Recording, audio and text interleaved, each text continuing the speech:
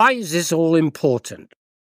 It's important to you and me because the great promise 30 years ago when the Human Genome Project was launched was that genome sequencing new medical treatments.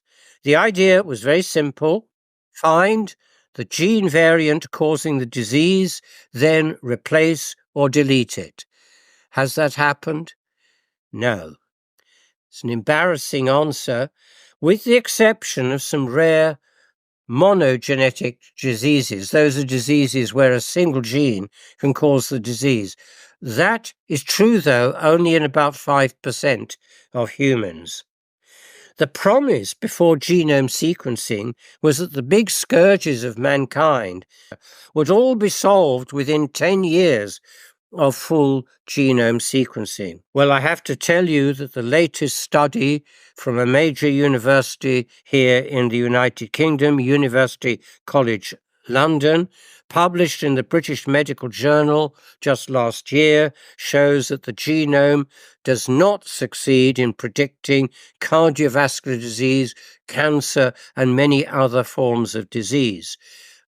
The way geneticists now interpret that is to say that all genes are involved in life processes. Very few living processes depend on a single gene. Most of the time, organisms manage very well, even in the absence of key genes and the proteins that enable them to be made. And I want to tell you something very important.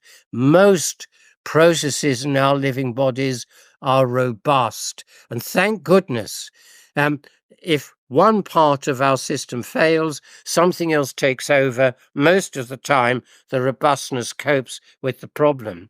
And robustness just means a resilience to perturbation? So that is, you have some grace under pressure? Yes, it is exactly so. It is resilience to perturbation. Absolutely.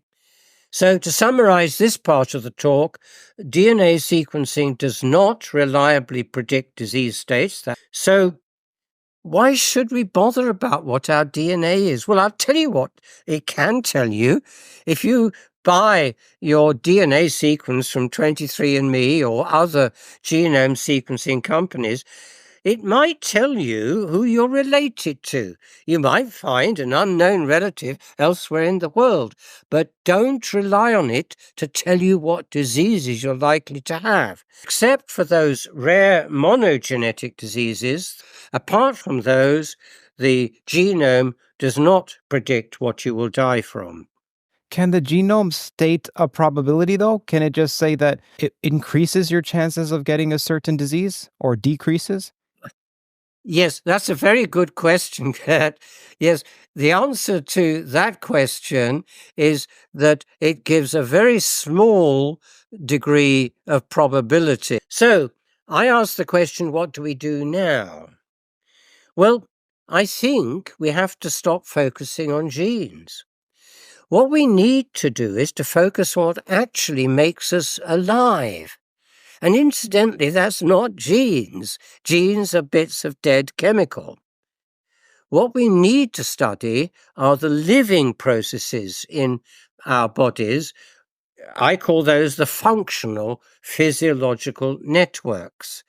And the study of those is indeed called physiology. You see, focusing on DNA, RNA, and protein, that's the central dogma focus, leaves out the functional networks. And it's those that are sensitive to the environment, sensitive to how we feed ourselves, sensitive to what the climate is doing to us, sensitive to the social interactions that we have.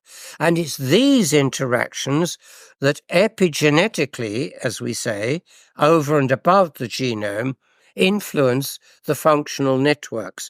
That is how we react to our environment and to the environment of other organisms. Those are our social interactions. I will just summarize that. First, that medical scientists are already succeeding in finding the control pathways. We don't need to worry about whether the central dogma prevents that from happening. It clearly happens DNA can have its activity change, that's changes in gene expression, and it can also have changes in the DNA itself. Our immune system can do that.